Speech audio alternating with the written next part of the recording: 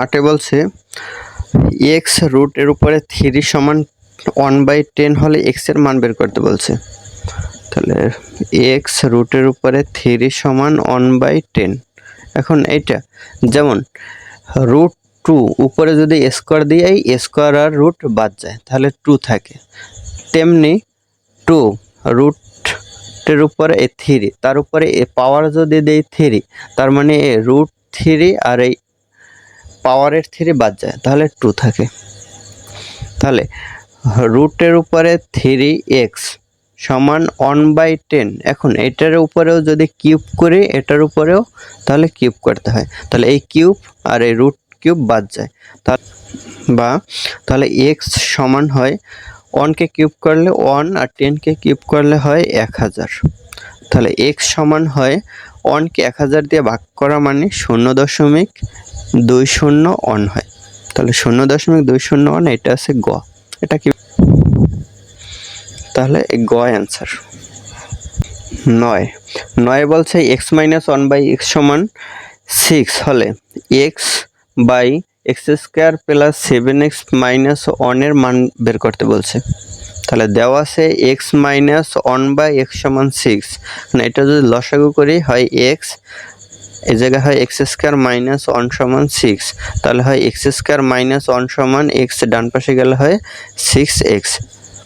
তাহলে বের করতে হবে x by x square plus 7x minus 1।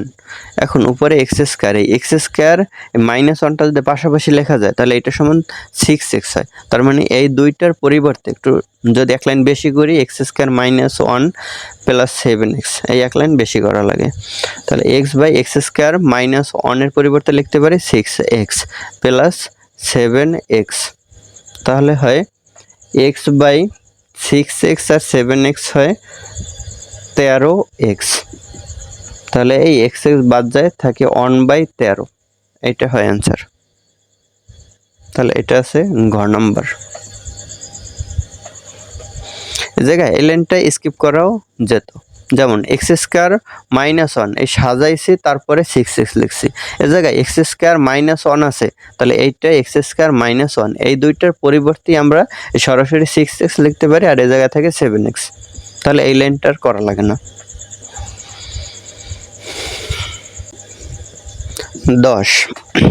10 বলছে a প্লাস b সমান 7, a মাইনাস b সমান √3 হলে 5ab এর মান কত? বলছে 5ab, আমরা 5 এর জায়গায় রেখে দিই, শুধু ab নিয়ে কাজ করি। তাহলে ab এর সূত্র হলো a plus b square minus a minus b square by 4।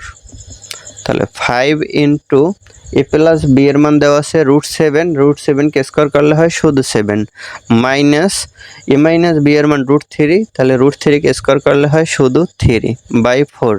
তাহলে 5 ইন্টু 7 থেকে 3 গেলে থাকে উপরে 4/4, তাহলে 4 বাদ গেলে থাকে 5, অ্যান্সার হয় 5। এটা আছে গ নাম্বারে।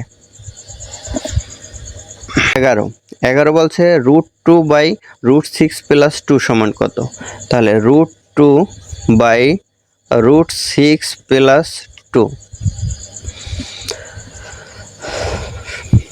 তাহলে সমান উপরে থাকে √2, আমরা √6 কে 2 ভাগ করতে পারি, যেমন 2 ইন্টু 3 করা যায়, প্লাস এই 2 কে করা যায় √2 ইন্টু √2, দুইটা √2 তে একটা 2 হয়।